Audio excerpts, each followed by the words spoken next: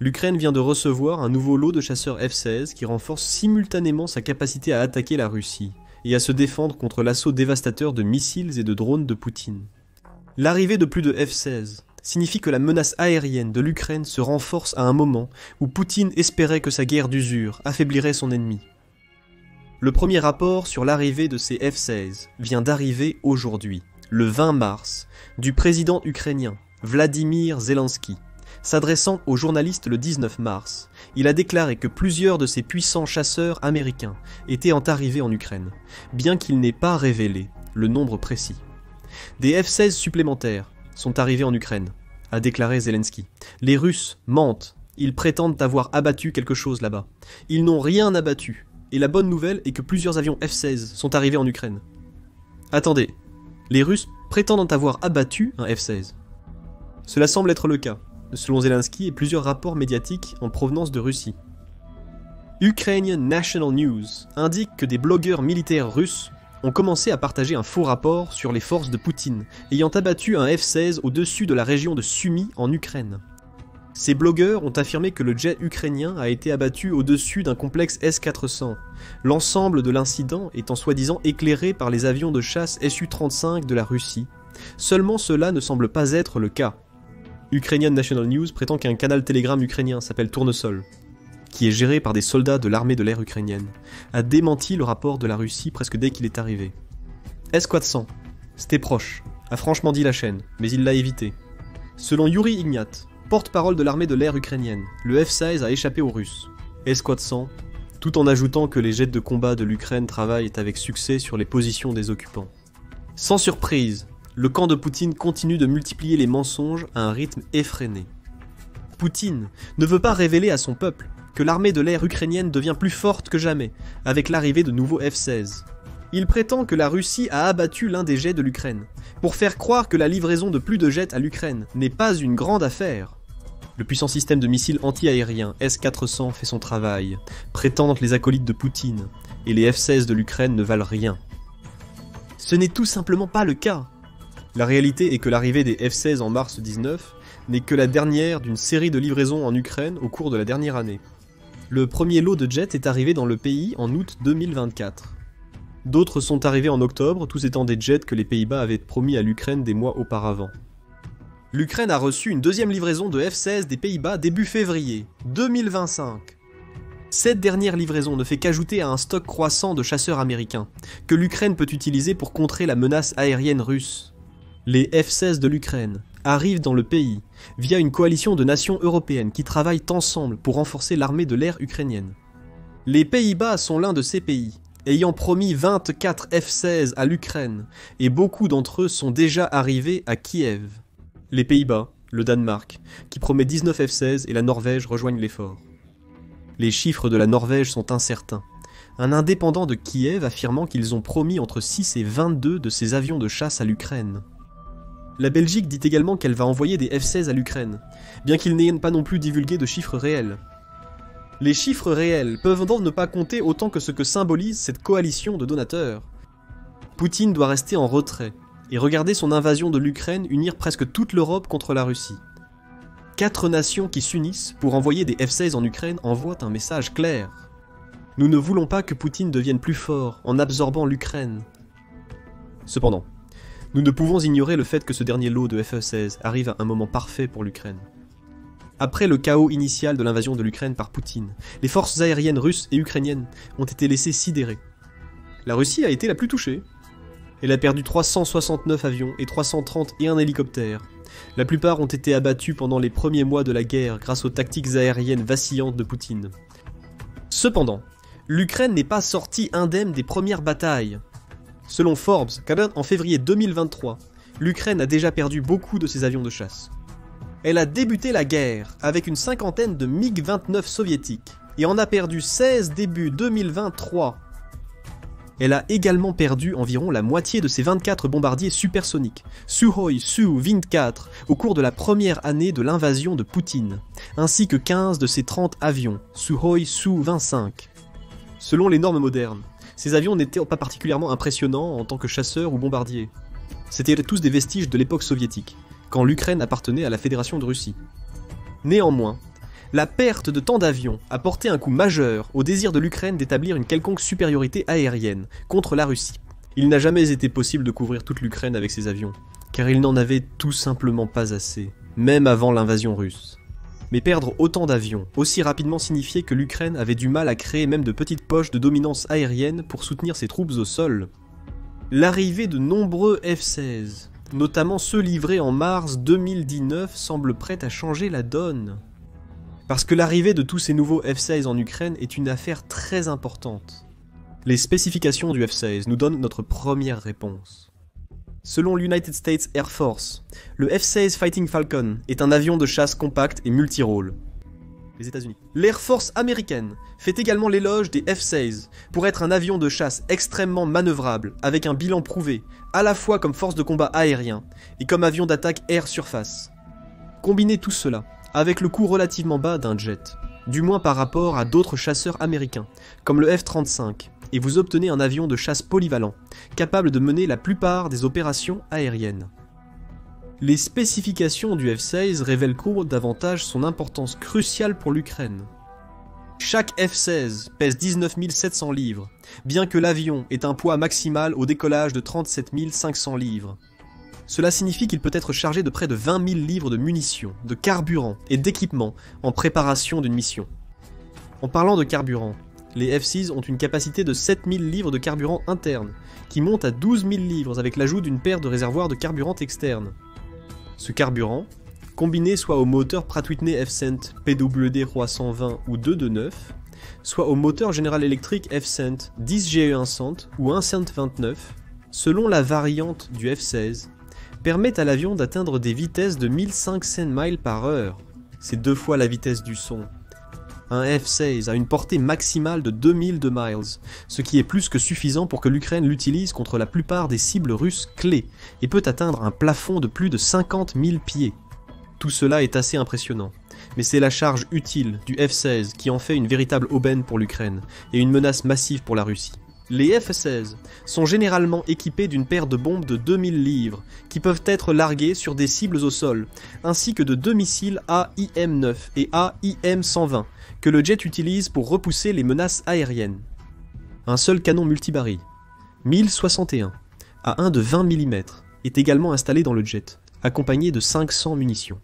De plus, l'Ukraine a également la possibilité d'installer des stations externes qui peuvent transporter tout, des missiles supplémentaires aux pods de contre-mesures électroniques, qui empêchent comment les systèmes de guerre électronique de la Russie de brouiller les armes du F-16. Et le F-16 regroupe tout cela dans un package qui coûte entre 14,6 millions de dollars et 18,8 millions, selon la variante du jet. Et le F-16 n'est pas seulement une puissante pièce de machinerie.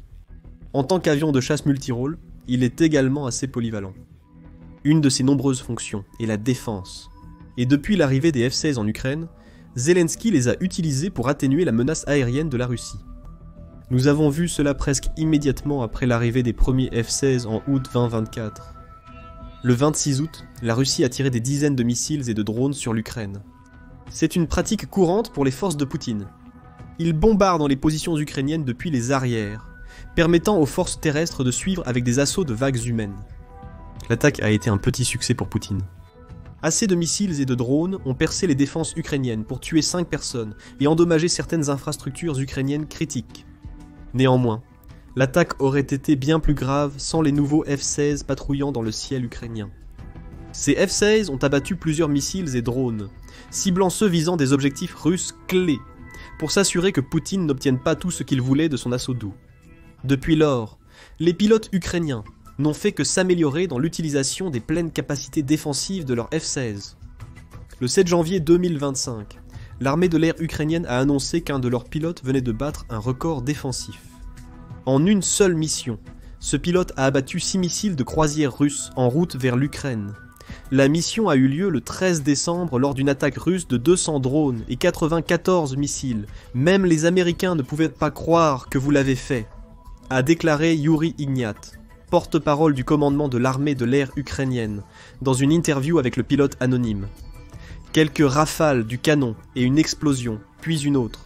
Une détonation secondaire, je pensais, mais il y avait 2 missiles, a décrit le pilote. La leçon à tirer de ce mouvement défensif record est simple. l'Ukraine s'améliore dans l'utilisation de ces F-16. Si bien qu'ils impressionnent même les pilotes américains chevronnés de ces avions de chasse. Cela ne présage rien de bon pour Poutine. Si le nombre limité de F-16 dont l'Ukraine disposait s'est avéré si efficace en tant que force défensive en janvier, que signifie l'arrivée en mars d'encore plus de CG pour la Russie? Plus de ces missiles et drones vont être abattus dans le ciel ukrainien. Cependant, si ce n'était que la défense ukrainienne qui posait problème, Poutine pourrait y faire face. Laissez l'Ukraine avoir plus de F-16, la Russie peut toujours produire plus de missiles et de drones, si ceux qu'ils envoient là sont abattus. Seulement, l'Ukraine n'utilise pas seulement ses F-16 pour défendre son territoire, elle tire pleinement parti des capacités multirôles du jet pour lancer des attaques contre la Russie. C'est ce qu'affirme le correspondant militaire David Axe. Le 27 février, il a publié un article dans lequel il affirmait que les F-16 de l'Ukraine avaient quitté leur zone de confort. Si les premières missions qu'ils ont menées étaient axées sur la défense, ce qu'ils font maintenant montre que l'Ukraine se sent de plus en plus à l'aise pour les utiliser afin d'attaquer les positions russes.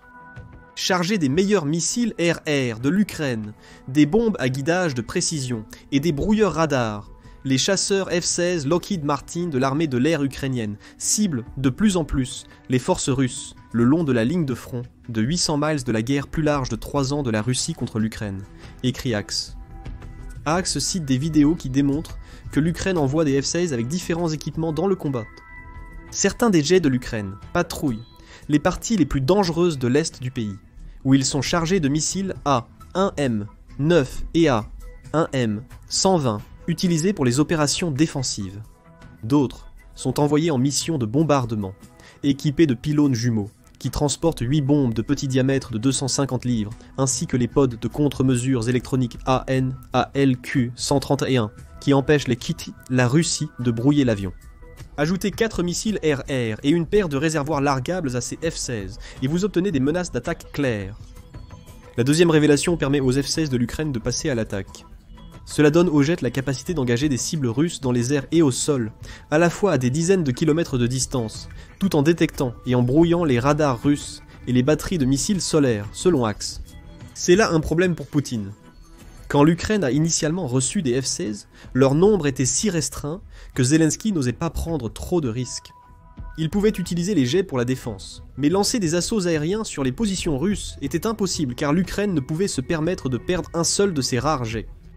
Avec une livraison le 19 mars, l'Ukraine vient de recevoir sa 3e vague de F-16 depuis qu'elle a reçu sa première demi-douzaine en août 2024. Maintenant, elle peut prendre des risques. Elle peut désormais attaquer la Russie sur et derrière le front. Les F-16 ukrainiens menacent plus que jamais la stratégie aérienne de Poutine. Ce qui est pire pour Poutine, c'est la symbolique de ces jets. Ils représentent une menace symbolique et aérienne directe pour la Russie. C'est selon The Economist, qui souligne que même avec de nouvelles livraisons à venir, l'Ukraine a trop peu de F-16 pour vaincre l'armée russe. Mais l'arrivée de n'importe lequel est une victoire symbolique pour l'Ukraine. Avec au moins 4 pays européens alliés contre l'agression de Poutine et les Pays-Bas, la Norvège, la Belgique et le Danemark envoyant des F-16 en Ukraine, ils se défendent indirectement contre la Russie, tout en signalant au reste de l'Europe qu'il est temps de renforcer la menace aérienne de l'Ukraine. La Suède a également rejoint la coalition pour envoyer des F-16 en Ukraine, annonçant qu'elle avait l'intention de livrer 2 de ces jets en mai 2024. Et ce ne sont pas seulement les F-16 qui se dirigent vers Kiev. L'Ukraine, ayant prouvé qu'elle était si efficace à utiliser les jets américains qu'elle a reçus jusqu'à présent, la France envoie maintenant ses propres combattants dans le pays.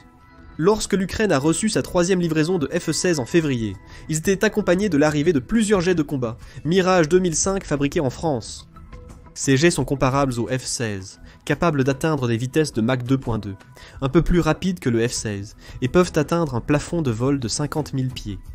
Ils comprennent également des armements de missiles similaires, ainsi que des radars pour contrer les tactiques de guerre électronique de la Russie.